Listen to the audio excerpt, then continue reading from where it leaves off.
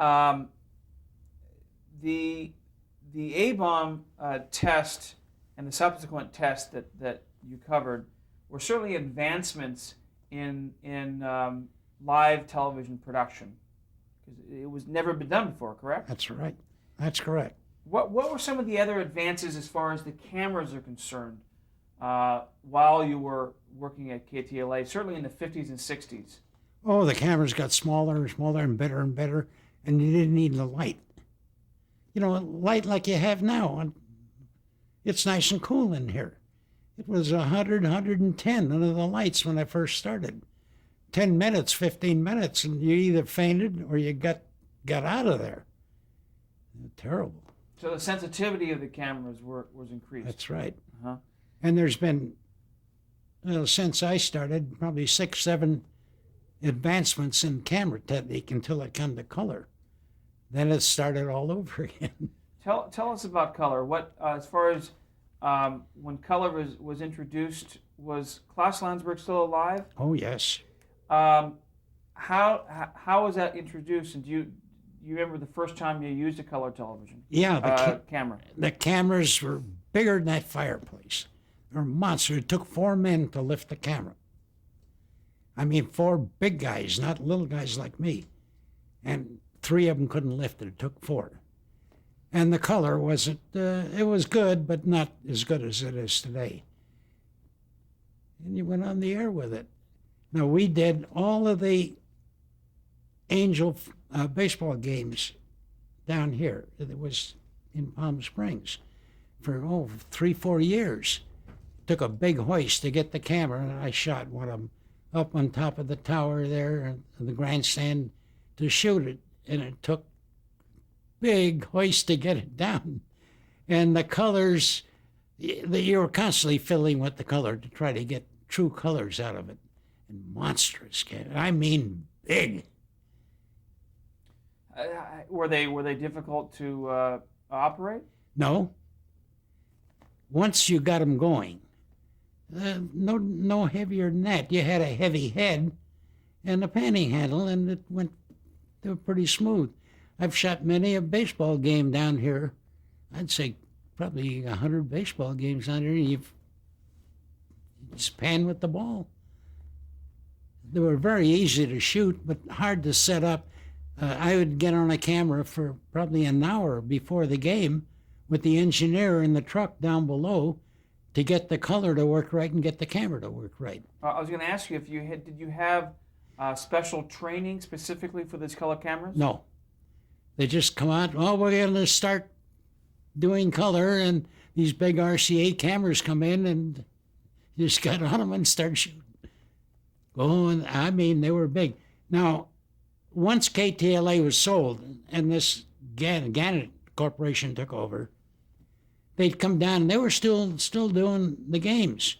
They would come in an hour before the game with a truck, punch a button, up goes the antenna, and the cameras were taken out, and you hand carry the camera to your tripod, and you were on the air in an hour and a half. We were there 2 days trying to get ready for a 1 day or 3 hour game. 2 days to lift the cameras and get them set and get all the equipment in place. We'd come out here 2 days ahead of time with all the equipment, 3, 4 trucks and all of the heavy equipment to get it so we could shoot it. Today they do it in an hour and a half. What was Klaus Landsberg's opinion on quote breaking news? Do you know? What was considered newsworthy to interrupt programming? A big story like the Baldwin Hills flood, the explosion of the bomb, the big earthquake in this little city, Kathy Fiskus. It had to be a good-sized story. Was there pressure as you as a cameraman to be getting to the location of the story quickly and set up quickly? I mean, were there times where he was demanding that it go on the air and you just weren't ready yet? No. We always left in plenty of time. He knew the equipment. He knew how long it would take to set it up, get it going, how many crew members he would need, It was all set up. He was I would say, an extremely smart guy. He had everything figured out to the T. Now, a lot of times we would shoot a band show on the pier in Santa Monica and have to be at another show, and half an hour later here in L.A. He had an old broken down Ford Roadster.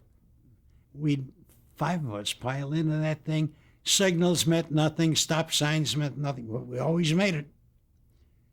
Whatever it took, he would get us there. And he knew how many and how and what and why. We never missed the show. Never. And not in my 27 years at the station. Now, you were one of the first employees ever hired at KTLA Right. by Klaus Landsberg.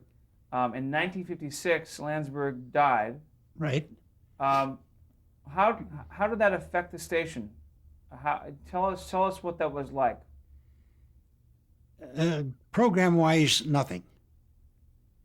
Because he was a very sickly man for probably 6-8 months prior to cancer. It come on suddenly, and it got progressively worse. Dorothy Gardner and Landsberg were buddy-buddy, and she took care of him until he passed away. Then he married some South American gal prior to getting cancer, but she never took care of him. Dorothy Gardner did. Dorothy Gardner was a reporter?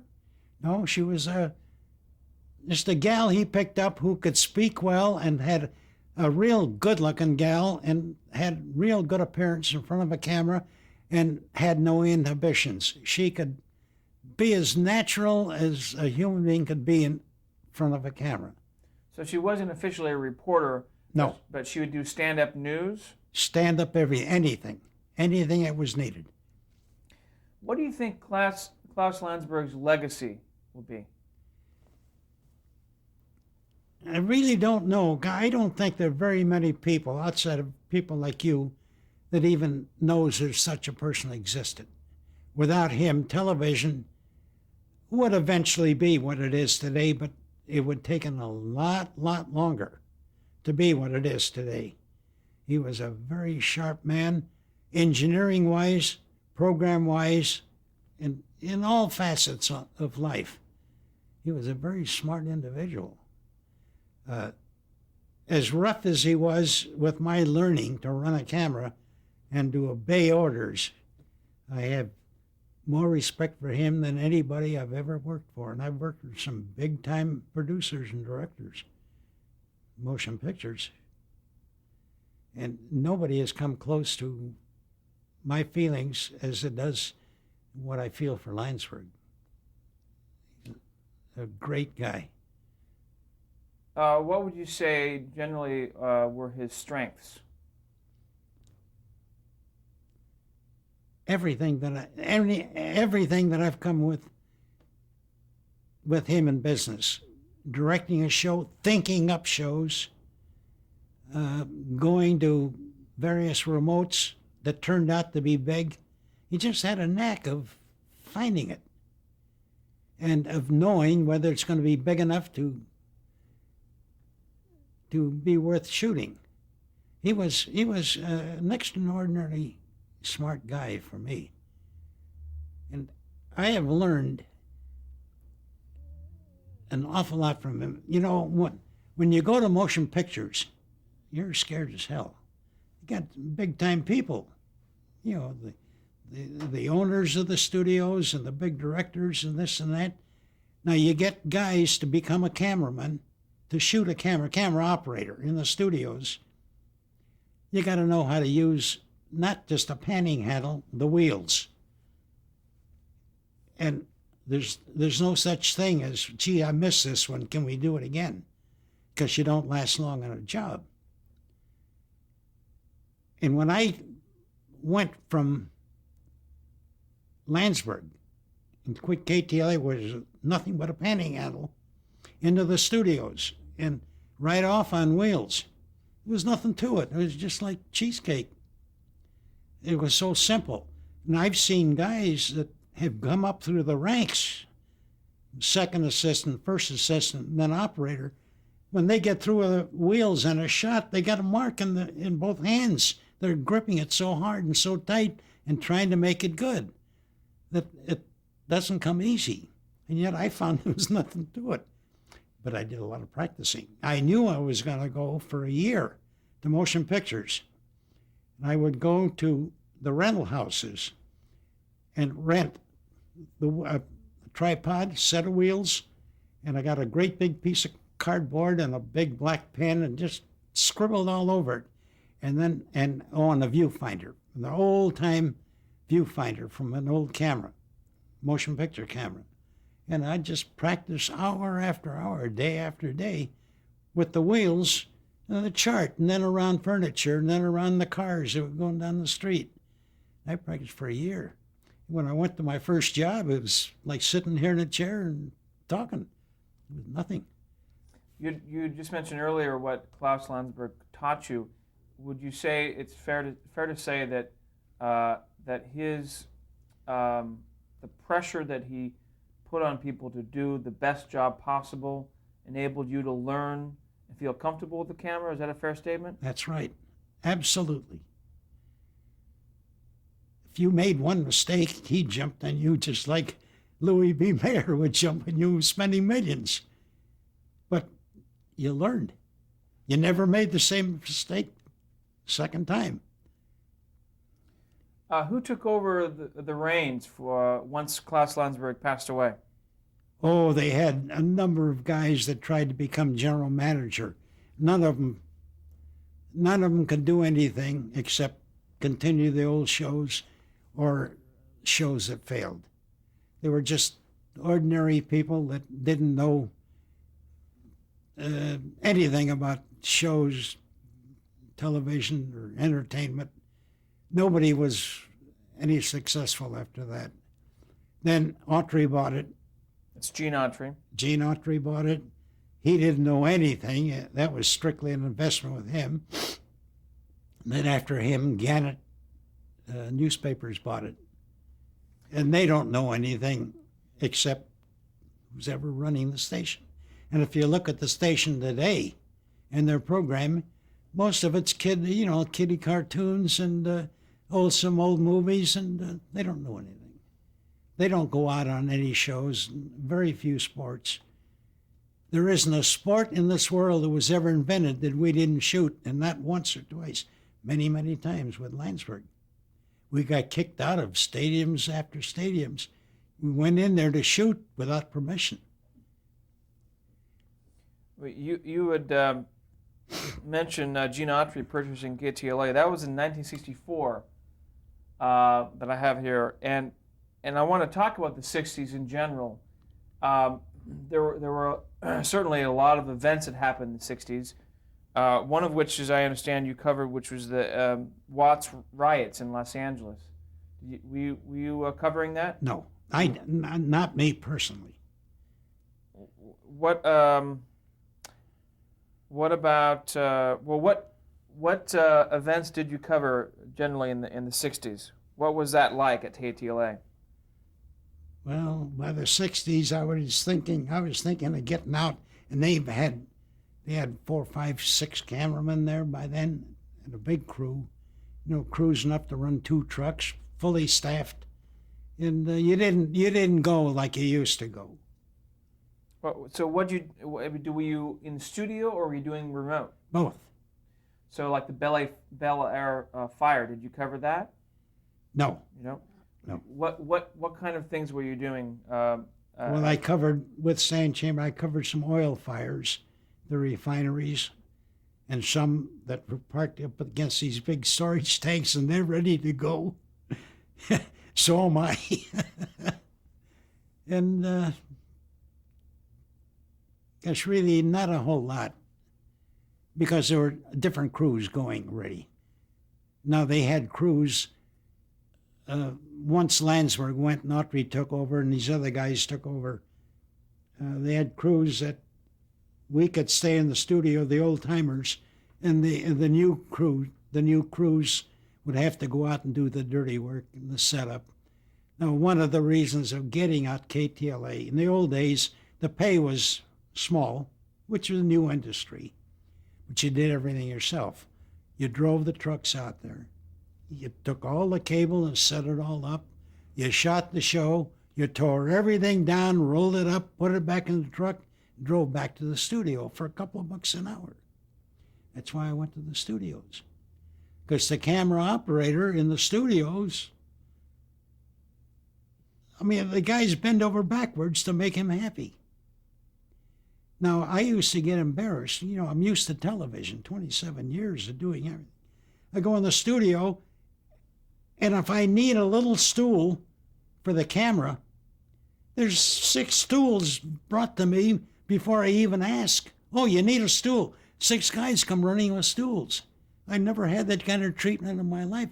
Plus, I'm getting 12, 14, 15 bucks an hour. It's unbelievable, the difference. Now, we're saying, or we started to say, at $30,000 a year, I said, I'm getting out. Now I go to the studios. They're not going to put me on a $100,000 picture. They don't know who I am, if I can shoot or not. You don't get much work. The first year I left KTLA, you know what my salary was for the year? $3,500. You know, it's peanuts. You can't live on it. You know, what year did you leave KTLA? End of December 1969. So you left because of financial reasons? Well, yeah, I could make more and work less. And shoot motion pictures where you're appreciated. They come running to you. I've got enough booze in this house to open a liquor store. I mean, really, that closet's full, that bar is full, there's 2 shelves full, there's baskets full, that closet is full. Booze. Now, why have I got so much booze? And I don't use booze. As a camera operator, everybody wants to give you a gift because they want you to make them look good. So what are they going to give you? They give you booze. I've got booze that I've had for 15 years that hasn't been opened yet. I literally can open a liquor store. I've got that much booze in That'd this have house. a great party. Oh, it's just sitting there. It's even on top of the bar. I haven't got room for it anywhere else. Closets, everything. Everything's full. And there's a lot of it's good. It's Valentine's, Johnny Walker Black Label, all the good stuff. They don't give you cheap. Very few, very seldom. You get cheapies. You get the good stuff. I'm not a big booze drinker. You know, I have a cocktail with the guys when they're here. That's all. You left television in 1970, and just because we're focusing on television on this interview, you did motion pictures, but then you returned to television doing commercials. Is that correct? No. The IBM commercials? They're strictly film. Ah, they're film. Well, they're for television, I guess. That's what it is. They're for The television. format is film. Yeah. Right. Tell us real quick how that happened and what kind of commercials you did. Oh, any product that you see advertised, I shot once in a while. And a lot of them were fake. Like a lot of Campbell's soups. You always had a dietitian, or not a dietitian, but a food expert on food commercials. Well, we're ready to shoot. Now she's there with a big ladle and all the vegetables are sunk. And she stirs it up quick and says, the minute I pull this paddle out, start the camera, which we did. Beer, before it was not allowed. We had a diamond ring. We scratched the bottom of the glass. You had a heck of a head of beer. I'm sorry, you did what? Head in a glass of beer. What do you mean you scratched? You scratch the bottom of a glass before you pour beer in it. Take a diamond ring and scratch the bottom of a glass, and you'll get a head this high. So it causes it to foam. Yeah. Turkeys. You know, it comes Thanksgiving. They had a browning liquid. The turkeys are always raw, even what you see today. They're raw. They're painted and then put glycerin put on them to shine and make them look like they just come out of the oven. Now, a lot of that's been stopped. I remember the days I shot commercials. Guy takes a shave. He's very clean shaven. It's whipped cream. It's not shaving cream. He's already shaven. I mean, he's clean as a whistle. Then they put whipped cream on him and pull the razor down. Well, what are you going to get? You're going to get it clean. That was stopped. I mean, a lot of the stuff has been stopped. It was so fake. You also shot some IBM commercials, correct? Yeah, now the IBM commercials, funny thing, Billy Scudder, he's a single gentleman. He was Charlie Chaplin. He roamed the streets of San Francisco playing Charlie Chaplin for years, learned every eccentricity and movement of Charlie Chaplin. He was awfully good. He did commercials for us at IBM. Then he'd hop the big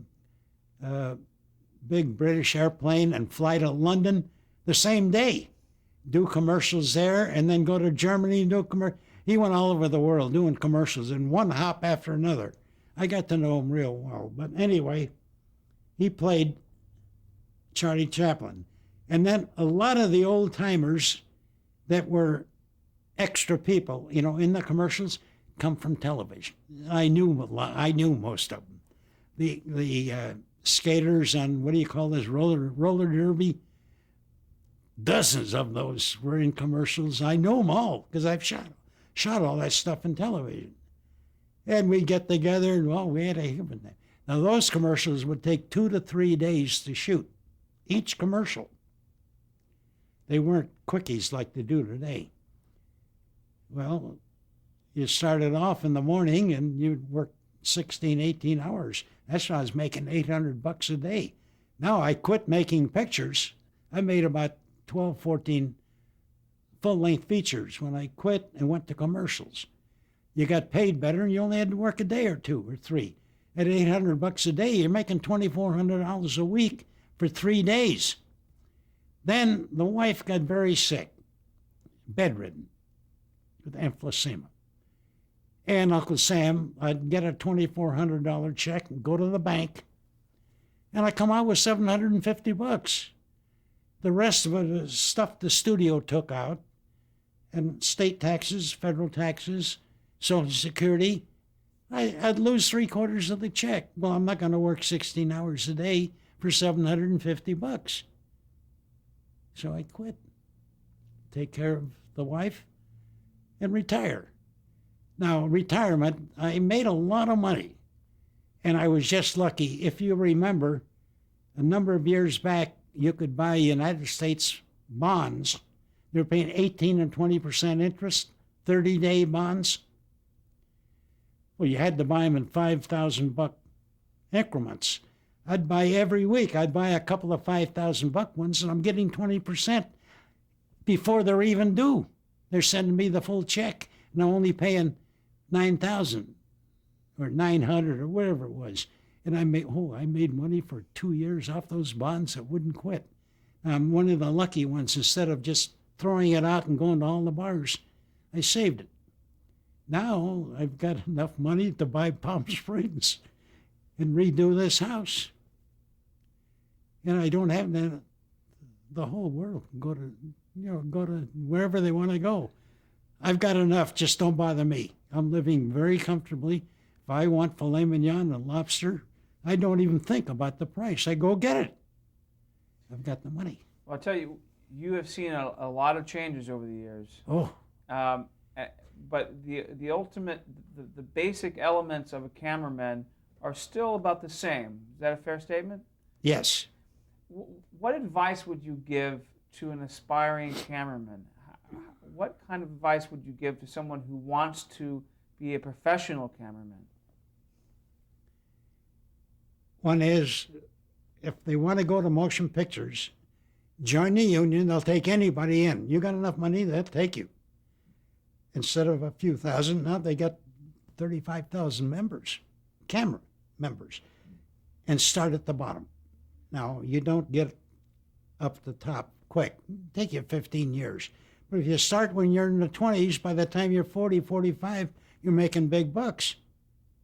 And you're working pretty steady if you're, any good. A television, get a job in a studio. Go to work, hang around a camera. Now, there's one at KTLA many years ago. as KTLA grew, they had a switchboard and operators in those days. One of the gals had a little boy. He was only about 8, 9 years old. He wanted to be a cameraman. He'd come in every day after school to hang around the cameras. I'm there most of the time.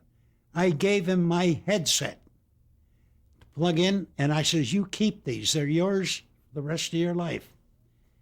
Which he did, and he would plug into the cameras, and I would get a camera turned on if it wasn't in use for him, and he'd fiddle around a little bit. Today, he's the top cameraman at ABC. He's their #1 cameraman. He started right from nothing. But you got to start someplace. So you hang around. My advice, get a job, but anything in the studio, like TV, and get in where the cameras are, get to know some of the cameramen, and at least touch the camera. Fiddle with it a little bit while it's on. Motion pictures, you got to start at the bottom. But join the union and start. You're a second assist. Now, what is a second? He's a guy that takes down notes and has to carry all the equipment in, all the box after box. The camera comes in pieces.